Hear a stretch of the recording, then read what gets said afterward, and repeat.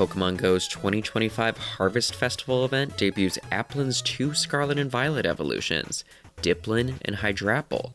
How good are these two candy-coated apple dragons though? We're analyzing both, so let's take a bite and dive right in.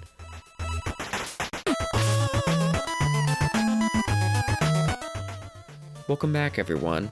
Debuting with this year's Harvest Festival event is the Syrupy Apple item, which, like the sweet and tart apples earlier this year, allow Applin to evolve into a unique evolution, being Dipplin.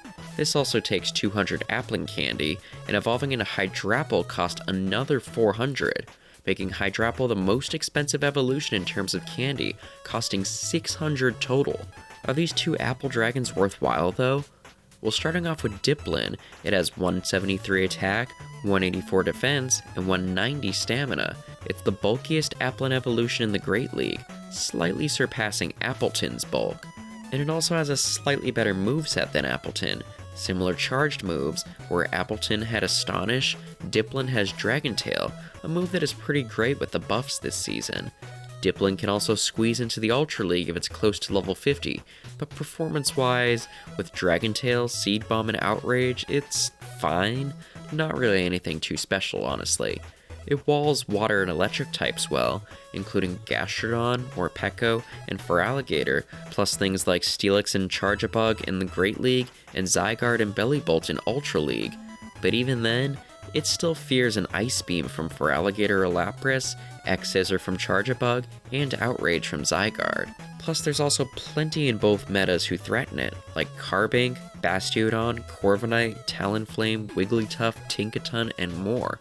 There's more that counter Dipplin than Dipplin itself counters. So yeah, not great. However, that typing is still lucrative. It's something I could see being good in limited formats, perhaps when there's less Steel and Fairy around. If you were going to use it, I'd definitely pair it with fire or water types, things like Charizard, Gastrodon, or Empoleon. But what about Dipplin's expensive evolution, Hydrapple?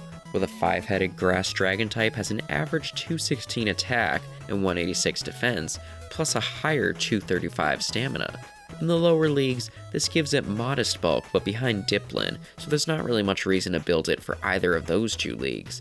I guess it requires no XL in the Ultra League compared to Dipplin, but Dipplin's performance with higher bulk already wasn't great, so I wouldn't really recommend it. No, Hydrapple's main potential is in the Master League.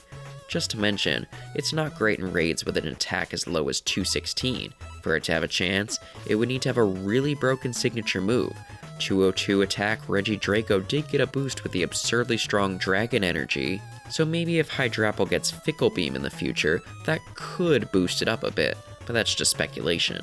Back to PvP, Hydrapple's stat product puts it just below the likes of Togekiss, Kommo-o, and Florges. It's actually very comparable to Annihilate in stats. But here's the thing, Pokemon with stat products around 6,000 to 7,000 typically need really strong moves if they're going to compete in the Master League. Seeing that there's things like Palkia Origin, Zacian Crowns, Black Kyurem, and more.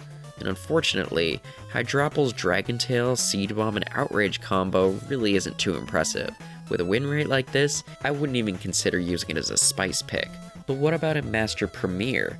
With the top legendaries out of the way, Hydrapple does have more of a chance. Except, not really. While beating things like Excadrill, Goodra, and Rhyperior is nice, the fact that it still gets destroyed by Fairies, Goldango, and Metagross isn't great. Plus, some like Gyarados and Dragonite are a bit more of a toss-up.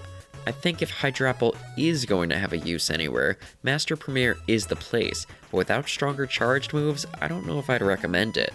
At the moment, neither Dipplin nor Hydrapple are essential Pokemon. I'd maybe keep Dipplin around for limited formats, but otherwise, they're not impressive. I think these two would really benefit from a community day in the future where their signature moves are introduced. Best case scenario, Dipplin could get Syrup Bomb, while Hydrapple could get both Syrup Bomb and Fickle Beam, but perhaps that's a little too optimistic. Still, any strong new move could go a long way for these two. But what are your thoughts on Dipplin and Hydrapple in Go? They did the best they could do with existing moves, but they're still a little bit disappointing to me. Although, seeing that Hydrapple especially is a steep candy investment, it's a bit of a relief that there isn't any rush to evolve it. Let us know your thoughts in the comments below, and if you found this analysis helpful, Be sure to give it a thumbs up and subscribe if you haven't already. We'll be doing analysis videos on other new Pokemon coming this season, including the Wild Area's Grimmsnarl, so stay tuned. Until next time though, thank you so much for watching, and best of luck on the Applin grind. Take care.